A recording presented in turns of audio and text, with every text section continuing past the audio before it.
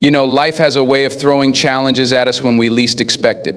Sometimes it's people, sometimes it's situations. We all know what it feels like when someone hurts us, whether it's a friend, a colleague, or even a stranger. And when that happens, the first instinct is to react. We want to respond.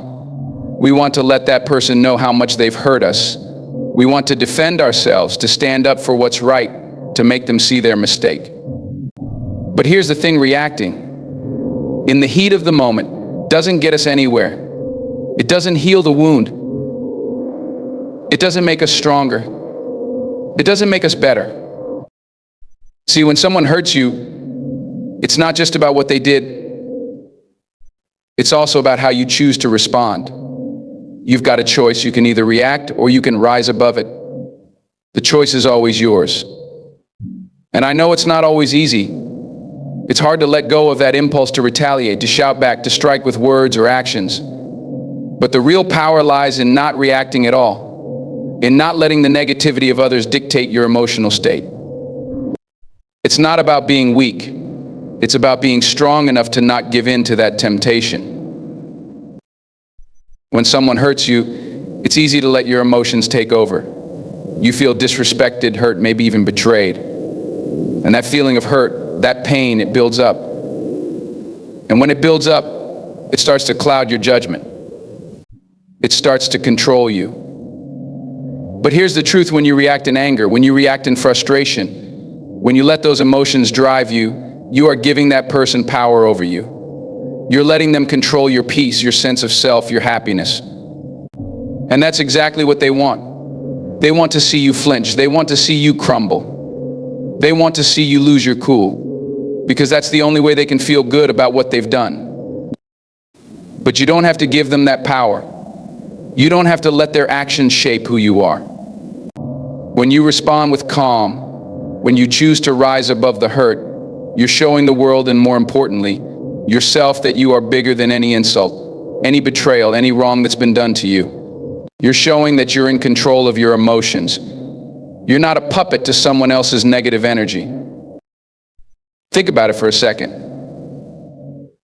When someone insults you, when someone tries to put you down, they're trying to push you into a corner. They want to see you break, see you give in to their toxicity. But if you don't react, if you stand firm, if you remain unshaken, what happens? That person starts to look foolish. Their words lose their power. They see that their attempts to hurt you, to shake you, were in vain. And what's more powerful than that? What's more powerful than showing someone who tried to hurt you that you can stand tall, even in the face of their cruelty? But it's not just about making the other person look bad. It's about something deeper. It's about protecting your peace.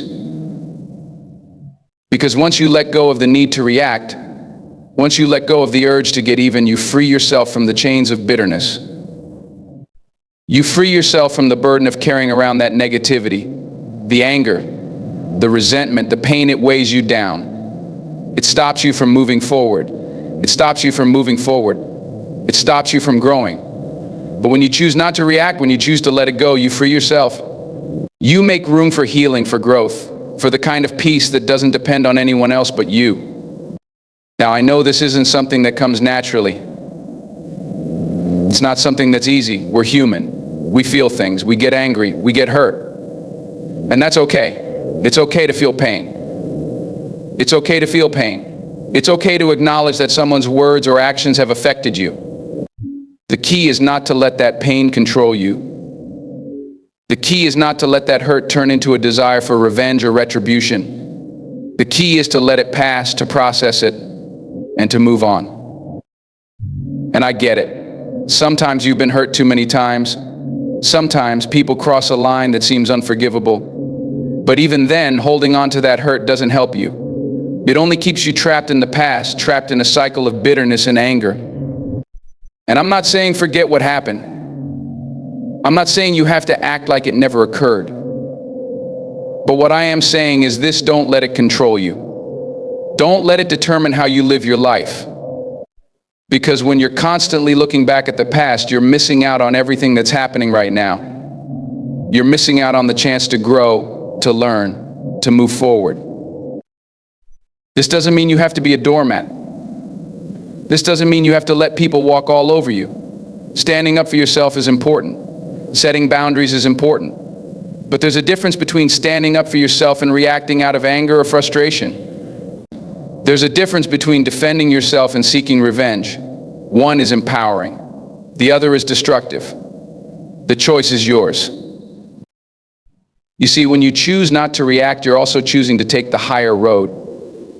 You're choosing to be better than the situation. You're choosing to rise above it. And that's not just for the other person. That's for you. That's for your peace of mind. That's for your heart. Because when you choose to react, you're feeding into the negativity. You're feeding into the chaos. When you feed chaos, what do you get? More chaos. But when you choose not to react, when you choose to stay grounded, when you choose to respond with wisdom and grace, you're creating space for peace. You're creating space for understanding. You're creating space for healing. And you're not just doing that for the other person, you're doing it for yourself, because at the end of the day, the only person you can control is you. The only person whose peace is in your hands is you. And you deserve that peace. You deserve to be free of the anger, free of the hurt, free of the frustration. You deserve to live your life without being weighed down by the actions of others. The world is full of negativity. It's full of people who are quick to criticize, quick to judge, quick to tear others down. And in a world like that, it's easy to get caught up in the chaos. It's easy to react, to respond in kind, to fight back. But remember, reacting only adds fuel to the fire. It doesn't put it out. And if you're always fighting, if you're always reacting, if you're always looking for ways to get back at the people who hurt you, you're never going to have the time or the energy to build the life you want. You're never going to have the time or the energy to become the person you're meant to be. But when you choose to let it go, when you choose to rise above it, when you choose to stay calm in the face of adversity, you open up space for something bigger. You open up space for your dreams. You open up space for the people who truly care about you. You open up space for happiness, for growth, for peace. And that's what life is really about, choosing to rise above the noise, to rise above the hurt, to rise above the negativity. So, the next time someone hurts you, remember this: you don't have to react. You don't have to let them control your emotions. You don't have to let their words or actions define who you are. You've got the power to rise above it. You've got the power to stay grounded. You've got the power to choose peace. And when you make that choice, you take back control of your life. You take back your power. You take back your peace.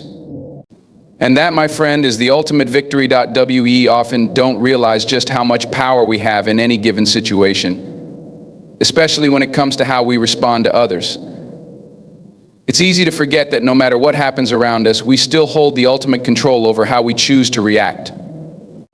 Every time someone hurts us, whether with words, actions, or attitudes, they're only responsible for their behavior, but we are responsible for how we process it. And that's where our true power lies, in the way we choose to respond. We've all been in situations where someone said something that stung or did something that upset us, and it's easy to fall into the trap of reacting in the heat of the moment. The urge to respond with anger, to lash out, to defend ourselves, or to retaliate can feel overwhelming. We feel the need to make sure the other person knows how much they've hurt us, or we want to make sure they understand that we won't stand for being disrespected. But what happens in that moment when we let that reaction take control? What happens when we act out of hurt, frustration, or anger?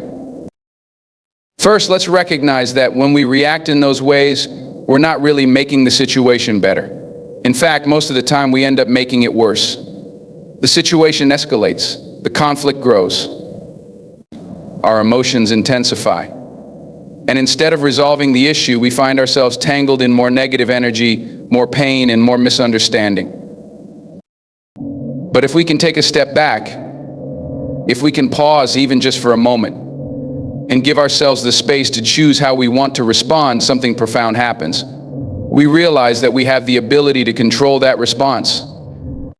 It doesn't matter what anyone else says or does, it's our response that shapes the outcome of the situation. Take a minute and think about the times when you've reacted out of impulse. How did that turn out? Did it make you feel better in the long run? Did it bring clarity to the situation, or did it just add more confusion, more pain, and more division? In most cases, reacting in anger or frustration only causes a chain reaction of negativity. But when you choose to pause, to take a deep breath, to process your emotions before responding, you create the opportunity for a more thoughtful, peaceful, and constructive response. When someone hurts you, the immediate response may be to defend yourself, to react, to argue, or to lash out. But in doing so, we're giving the other person power over our emotions. We're letting their words or actions dictate how we feel.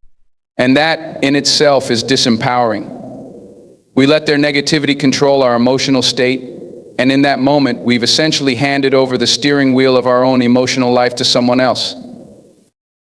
What happens when we decide not to react in those moments? We reclaim that power. We choose to remain calm, to process the situation before speaking or acting. We don't let the words or actions of others hijack our peace. Instead, we stay grounded in our own sense of self. This isn't about ignoring the hurt.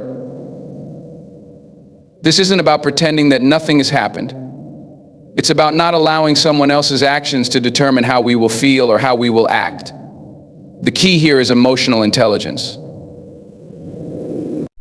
It's about recognizing our emotions, acknowledging them, and then making a conscious choice about how we want to respond, rather than reacting impulsively based on the heat of the moment. Let's break this down. When we respond instead of react, we open up the space for a much more balanced and centered approach. For example, if someone says something hurtful, instead of immediately responding with a cutting remark or trying to defend ourselves, we might take a moment to reflect, why does this hurt me? What is it about their words that stings?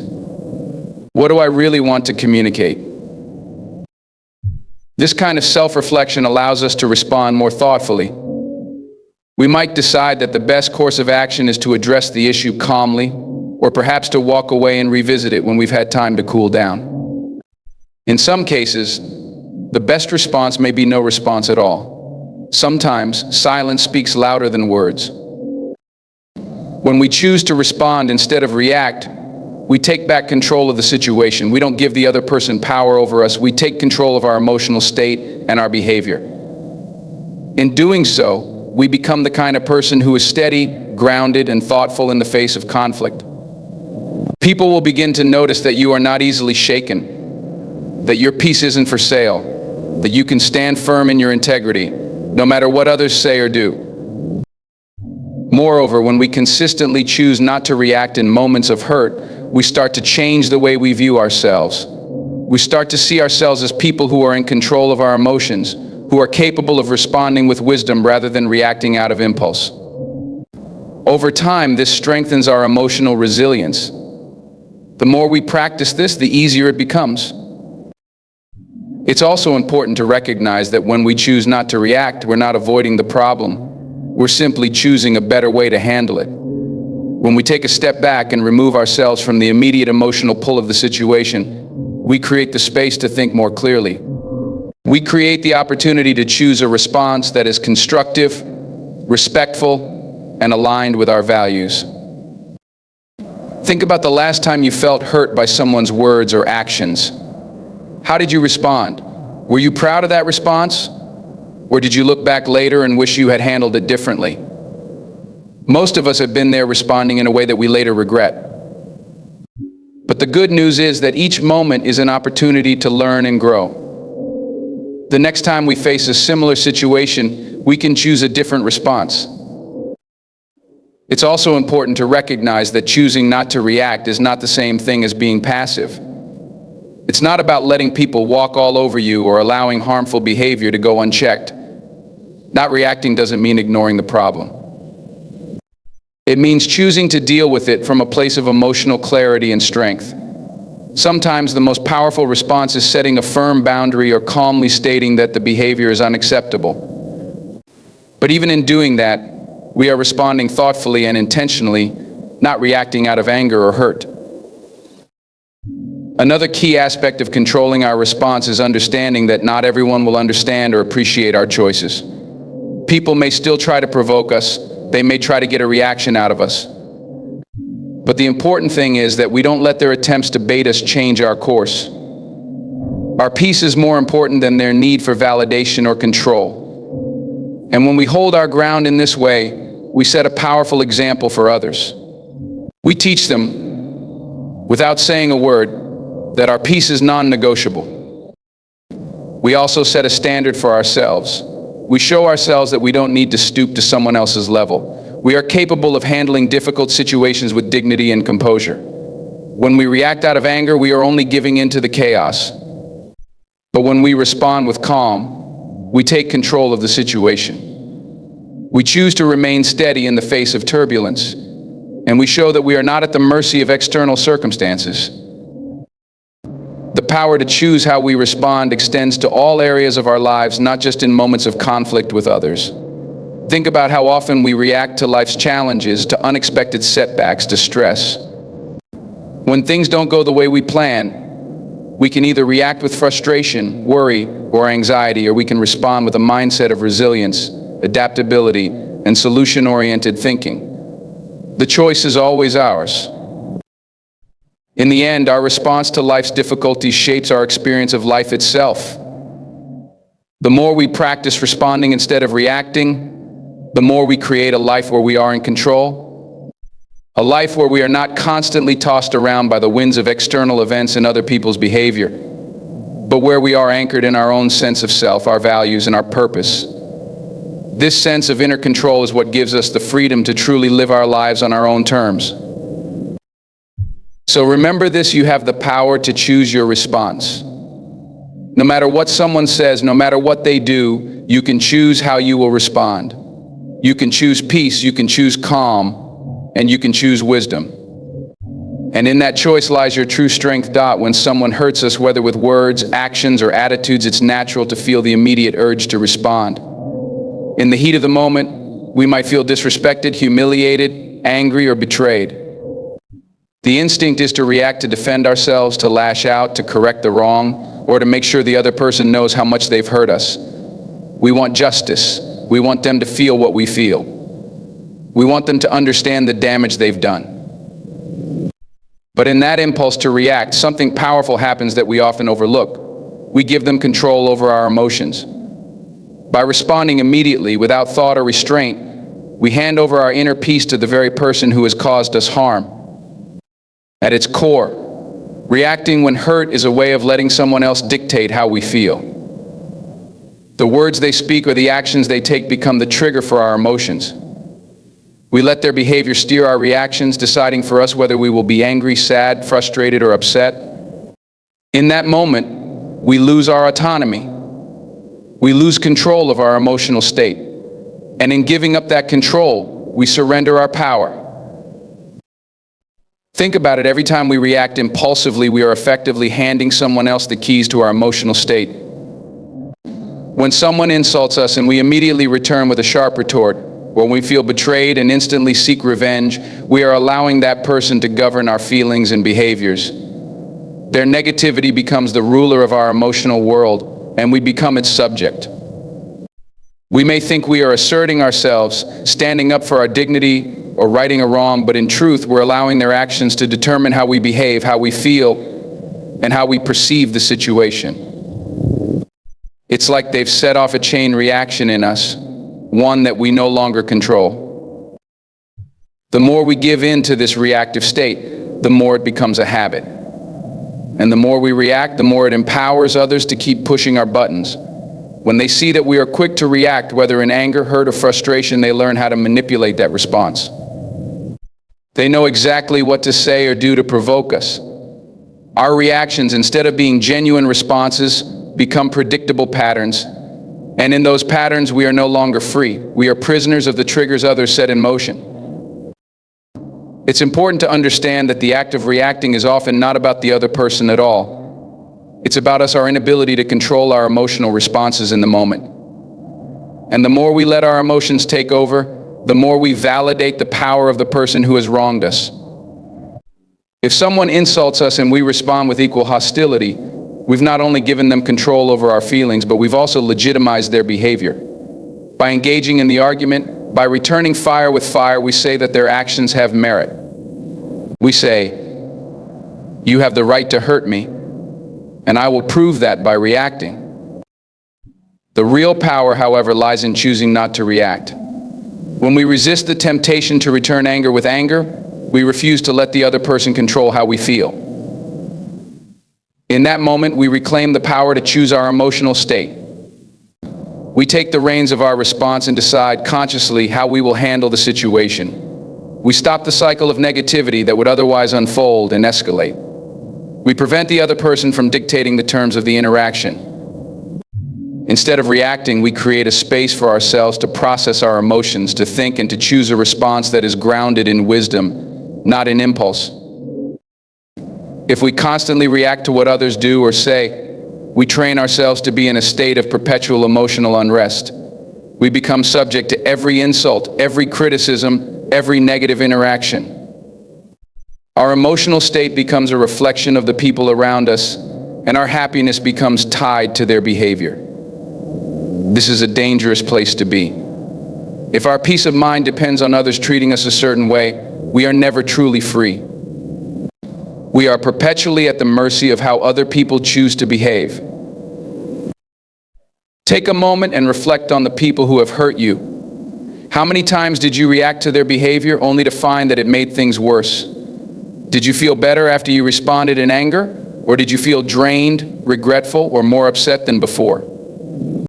When we react out of emotion, we often regret it later. We realize that our response was fueled more by hurt or pride than by a desire to resolve the issue. We recognize that we didn't handle the situation as thoughtfully as we could have, and that regret only adds to our emotional burden. On the other hand, when we choose not to react, when we take a moment to breathe and assess the situation, we give ourselves a chance to regain control. In that space, we can choose how we want to respond, not from a place of hurt or anger, but from a place of clarity. We can respond with dignity, with composure, and with wisdom. And by doing so, we don't just reclaim control of the moment, we reclaim control of our emotional world. When we stop reacting, we stop reinforcing the behavior of others.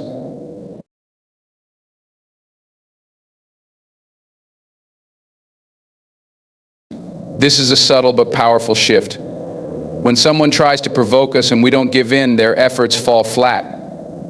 Their words or actions lose their power because we refuse to give them any more emotional weight. Think of it like a person trying to pull you into a fight, but you remain calm and steady, refusing to engage. The energy they are trying to create with their negativity dissipates, and they are left with nothing to work with. Over time, they may begin to realize that their attempts to provoke you no longer have the desired effect. They might even stop trying, because they see that their behavior no longer impacts you the way it once did. In essence, by choosing not to react, we start to train others how to treat us. This doesn't mean that we should suppress our emotions or ignore the hurt. It's important to feel our feelings, to acknowledge the pain or frustration that someone's actions may have caused. The key is in how we handle those emotions. We don't have to react impulsively. We don't have to lash out or engage in negativity. We can choose to feel our emotions and then let them pass, rather than letting them control us. This is what emotional maturity looks like: the ability to acknowledge our emotions and then choose how we want to express them, instead of allowing them to take the reins. By refusing to react, we stop feeding the cycle of conflict and hurt. We break the chain of negativity that binds us to the behavior of others, and we create the space for more positive interactions. When we choose not to react, we don't add fuel to the fire. We don't escalate the situation or add to the tension. Instead, we create an opportunity for resolution, for calm, for a more peaceful outcome. We create the kind of environment where understanding, compassion, and wisdom can thrive. This doesn't mean we become passive. In fact, refusing to react takes great strength. It requires us to be present with our emotions, to sit with discomfort, and to choose a response that aligns with our values rather than our impulses. We don't have to let people walk all over us. We don't have to tolerate disrespect or mistreatment. But we do have the power to choose how we address it. Instead of reacting from a place of anger, we can respond with confidence, with composure, and with the strength that comes from knowing we are in control of how we handle difficult situations. The more we practice this discipline, the more we grow. We become less reactive and more proactive. We stop allowing our emotions to be dictated by the behavior of others, and we begin to dictate how we want to show up in the world. We start to make decisions not based on what others do to us, but based on who we want to be, what we want to stand for, and how we want to move through life. Ultimately, every time we choose not to react, we are strengthening our ability to remain calm in the face of adversity, to stay grounded in the midst of chaos, and to preserve our peace of mind despite the storms around us. We reclaim the power that is rightfully ours, the power to control our responses, to choose our emotional state, and to rise above the hurt, the anger, and the negativity that others may try to throw our way. And in doing so, we step into a new level of emotional freedom, one where we are no longer at the mercy of anyone else's actions. There's a certain peace that comes with knowing you are in control of your own emotional landscape. It's a peace that doesn't depend on external circumstances or the behavior of others, but is rooted in the way you choose to manage your own thoughts, feelings, and reactions. In today's world, where negativity and stress seem to be around every corner, protecting your peace has become not just important, but essential for your emotional well-being. This peace is a treasure, a sanctuary that allows you to navigate life with a sense of calm, even when everything around you seems chaotic. The reality is that life is full of things and people that can disturb your peace: unexpected challenges, difficult relationships, disappointments, and moments of stress. But none of these things have the power to disturb your inner peace unless you allow them to. When someone insults you, when someone betrays your trust, or when life throws an obstacle in your path, the natural instinct may be to feel upset, to react in anger, or to become frustrated. It's understandable. After all, we are human, and we are bound to experience strong emotions in response to life's challenges. However, the key to protecting your peace lies in how you manage those emotions, how you allow external circumstances to affect your internal world, and perhaps most importantly, how you choose to respond to the difficulties that come your way. What happens when you let someone else's actions disturb your peace? What happens when someone says something hurtful, or when you face a situation that causes you stress, and you react in anger, frustration, or hurt? In that moment, you are essentially handing over the power to that person or situation to control your emotional state. You are allowing your peace to be dictated by something or someone outside of yourself. And the more often you react in this way, the more you give up control over your emotional well-being. This is why protecting your peace is not just important, but necessary. Because the longer you allow others or external situations to control your inner calm, the more vulnerable you become to being tossed around by the winds of frustration, anxiety, and negativity. Protecting your peace isn't about avoiding difficult emotions or pretending that everything is okay when it isn't. It's not about suppressing anger, sadness, or disappointment. Emotions are natural, and it's important to honor them. But there is a big difference between feeling your emotions and letting them rule over you. When you choose to protect your peace, you are allowing yourself to feel what you need to feel, but you are also choosing not to let those emotions control your actions, your mindset, or your day. It's about acknowledging what's happening inside you and making a conscious decision not to let it dictate how you show up in the world. One of the first steps in protecting your peace is recognizing the things that trigger you. What are the situations, people, or experiences that tend to disrupt your sense of calm? Is it a toxic relationship that drains your energy? A work environment that's filled with stress and conflict? A social media post that sparks anger or frustration? Once you are aware of what triggers you, you can take steps to manage your responses. This awareness is key. It's impossible to protect your peace if you don't even know what's disturbing it in the first place. Once you identify these triggers, you can make choices about how you engage with them, or even whether or not you engage with them at all. For instance, if a certain person consistently brings negativity into your life, it's important to set boundaries. Protecting your peace may involve distancing yourself from that person, or at least limiting the amount of time and energy you invest in the relationship. It doesn't mean you have to cut them out of your life completely, but you have to take control of how much influence they have on your emotional state. If you allow someone to consistently disrespect you, belittle you, or cause you emotional turmoil, you're essentially letting them invade your inner peace. By setting clear boundaries and learning to say no when necessary, you protect your peace and regain control over how others affect you. Similarly, if you find that certain environments like a stressful job or a toxic social group are eroding your peace, you may need to reassess your situation. Protecting your peace could mean finding a healthier work-life balance, seeking new career opportunities, or distancing yourself from individuals who perpetuate negativity. Sometimes protecting your peace means making tough choices like leaving a job or ending a relationship, but these decisions are necessary for your mental and emotional health. You deserve to live in an environment that nurtures your well-being, not one that continuously drains you. Another critical aspect of protecting your peace is learning to detach from things that you can't control. In life, there will always be circumstances beyond our control, whether it's the actions of others, the way the world unfolds, or the unexpected challenges that life throws our way. But the one thing you always have control over is how you respond. Learning to let go of the need to control everything is liberating. When you relinquish the need to fix everything and everyone, you free yourself from unnecessary stress and frustration. You stop expending energy on things that are outside of your control and focus instead on what you can influence: your thoughts, your actions, and your perspective. A great example of this is when things go wrong in life, and we immediately try to make sense of it or find someone to blame. The situation is difficult enough without adding the weight of overthinking or frustration. But when you focus on what you can control, your own thoughts, feelings, and actions, you empower yourself to maintain your peace. Instead of getting stuck in the why me or this isn't fair mindset, you can take a step back, breathe, and reframe the situation.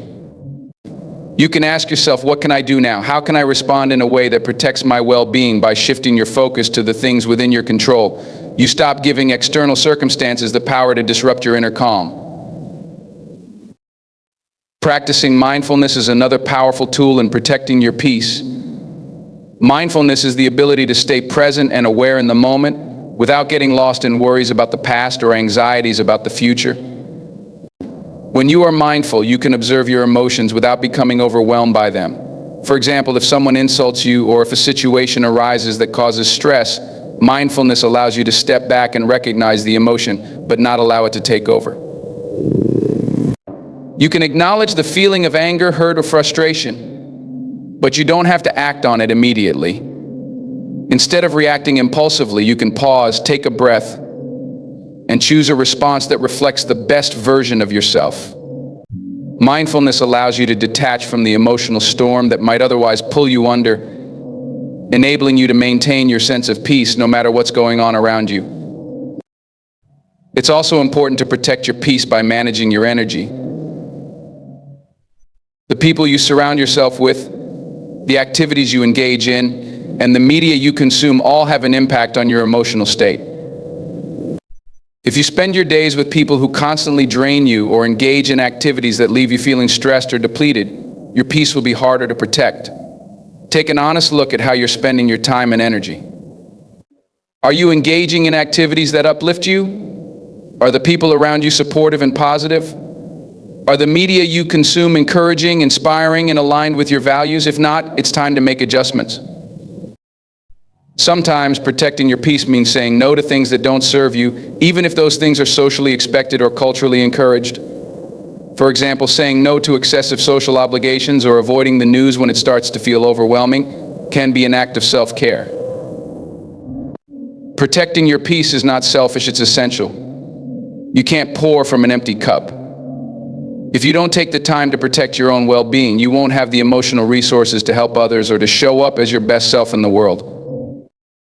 Finally, protecting your peace requires self-compassion. Often we are our own worst critics. We beat ourselves up over mistakes, shortcomings, or perceived failures. We push ourselves too hard, we neglect our needs, and we run ourselves ragged trying to please others or meet unrealistic expectations. This constant internal pressure takes a toll on our peace. Learning to treat ourselves with kindness, to give ourselves grace, and to honor our needs is an important part of protecting our peace. When we accept ourselves as we are, flaws and all, and when we prioritize our mental and emotional health, we create a sense of inner peace that can withstand the challenges of life. By consciously choosing to protect your peace, you are making an investment in your own well-being. You are choosing to live a life where your happiness is not dependent on the behavior of others or the unpredictability of the world around you. Instead, you create a foundation of peace that allows you to navigate life's ups and downs with grace, resilience, and strength. And in doing so, you not only protect your own peace, but you also become a beacon of calm and stability for others, helping to create a ripple effect of positivity and peace in the world. Choosing the higher road is about more than just doing the right thing. It's about rising above the noise, the chaos, and the negativity that surrounds us. It's about making a conscious decision to take the path of integrity, wisdom, and strength, even when that path isn't the easiest or the most convenient. It's about rising to the occasion when circumstances try to pull us down, and choosing a response that aligns with our highest values rather than giving in to impulse or reacting from a place of anger, hurt, or frustration. In life, we all face moments that challenge our character. We encounter people who hurt us, situations that frustrate us, and obstacles that seem impossible to overcome. When we're faced with these difficulties, there are always two choices before us. We can react in a way that reflects our worst impulses, or we can choose the higher road. The higher road is the road that requires discipline, patience, and self-awareness. It's the road that requires us to rise above the petty, the vindictive, and the easy reactions that come from our hurt or ego. But it's also the road that leads to peace, fulfillment, and respect. Choosing the higher road is not about ignoring your feelings or pretending that nothing is wrong. It's not about being passive or allowing yourself to be walked over. Rather, it's about acknowledging your emotions and choosing to express them in a way that reflects your highest values. It's about deciding to respond in a manner that aligns with who you want to be, not just in the moment, but in the long run. It's about refusing to let the actions of others define you or let negative circumstances control your emotional state. Every time we face a challenge, we're given an opportunity to choose: do we react from a place of hurt, frustration, or anger? Or do we take a step back, breathe, and choose a more thoughtful, composed, and wise response? When we react impulsively, we often make situations worse. We say things we don't mean, we escalate conflicts unnecessarily, and we end up feeling regretful. On the other hand, when we choose the higher road, we give ourselves the chance to reflect, to respond from a place of clarity, and to move forward with dignity and integrity. But let's be honest, choosing the higher road isn't always easy. In fact, it's often the harder choice. It requires us to dig deep and tap into our inner strength. It requires self-control, emotional intelligence, and the ability to see beyond the immediate reaction and focus on the long-term outcome. It's so much easier to give in to the temptation of responding with anger or frustration. It's easier to strike back, to argue, to defend ourselves, and to retaliate. But while that might provide temporary relief or a sense of satisfaction, it rarely leads to anything good in the long run. Reacting out of hurt or ego often only perpetuates more hurt, more negativity, and more conflict. On the other hand, when we choose the higher road, we are making a decision to prioritize peace, wisdom, and growth. We are choosing to rise above the situation and take the higher ground, not because we are better than anyone else, but because we know that our peace is more important than being right, more important than seeking revenge, and more important than winning an argument. Choosing the higher road is a form of self-respect because it reflects our ability to remain calm and centered in the face of adversity and to act with integrity even when the world around us may be urging us to do the opposite. One of the most important aspects of choosing the higher road is emotional maturity. Emotional maturity means having the ability to recognize your emotions without letting them take over. It means understanding that just because you feel angry, hurt, or upset, it doesn't mean you have to act on those emotions immediately. Emotional maturity means giving yourself the space to process your feelings, to reflect on the situation, and to decide how you want to respond. It's about not letting your emotions control you, but instead choosing how you will express them. When we choose the higher road, we take responsibility for our actions and responses. We recognize that while we can't control what others do, we can always control how we react. We don't let other people's behavior dictate our emotional state or our actions. Instead, we take the power back into our own hands. We choose to act from a place of wisdom and understanding, rather than from a place of reactivity. This is what gives us true freedom, the ability to decide how we will respond to any situation, no matter how difficult or hurtful. Choosing the higher road also means choosing to respond with empathy and compassion, even when it's not easy. Sometimes the people who hurt us or frustrate us are acting out of their own pain or insecurity. By responding with understanding instead of judgment, we open up the possibility for healing, for connection, and for growth. It's easy to become defensive, to judge others harshly, and to retaliate when we feel wronged. But when we choose the higher road, we take a step back and recognize that people's actions are often a reflection of their own struggles, fears, and unresolved issues. We don't excuse their behavior, but we choose to respond with empathy instead of hostility. This doesn't mean we tolerate mistreatment or allow others to take advantage of us, but it does mean we approach the situation with a heart of understanding rather than bitterness or anger. Sometimes choosing the higher road means letting go of the need to be right or to have the last word.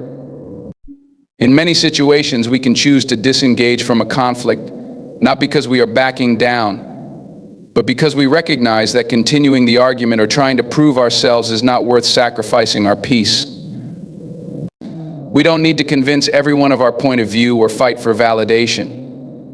By choosing not to engage in unnecessary arguments or power struggles, we protect our peace and maintain our dignity. The higher road also requires us to have a long-term perspective. In the heat of the moment, it's easy to get caught up in short-term emotions. We want immediate satisfaction or to defend ourselves, but the higher road asks us to think about the long-term consequences of our actions. What kind of person do you want to be in the future? What kind of relationships do you want to have? What legacy do you want to leave behind? When you choose the higher road, you are making decisions that reflect the person you want to become, not just in the heat of the moment, but in the long run. Choosing the higher road doesn't mean you are weak or passive. In fact, it takes great strength to resist the temptation to react impulsively, especially when you're dealing with difficult people or challenging situations. It takes courage to rise above the petty arguments, the drama, and the negativity that surround us. It takes inner strength to stay calm and composed when others are trying to provoke you, to maintain your peace when others are trying to disturb it, and to stand firm in your values even when everyone around you seems to be taking a different path. Ultimately, choosing the higher road is about living in alignment with your highest self. It's about choosing peace over conflict, wisdom over impulsiveness, and love over hate.